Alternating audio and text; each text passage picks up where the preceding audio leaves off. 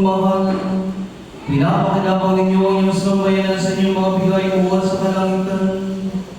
Ang inyong pagpapalang kalaw sa amin ang inyong panatilihin, upang laging masagana dumalayo ang Espiritu Santo, at ang aming pinagsaluhan sa pagkaliwang na ito ay magdulot ng pagunlad sa pamamagitan ni Yesu Kristo, magpasawalang hanggan.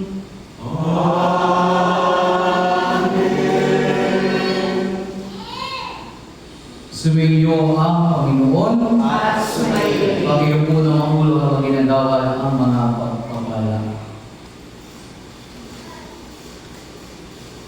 Ang Diyos Ama ng Kaliwanagan ay magalaw ngayon at taglaw sa kalooban ng mga alagad na pinuspos ng Espiritu Santo.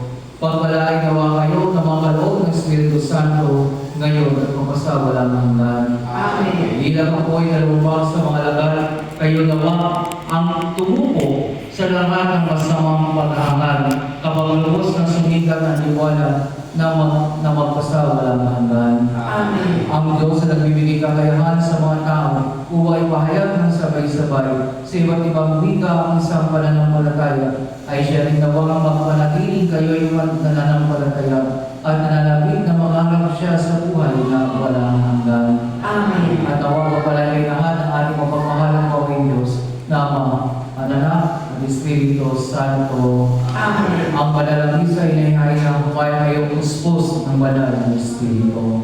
Alleluia, Alleluia. Salamat sa Diyos. Hallelujah.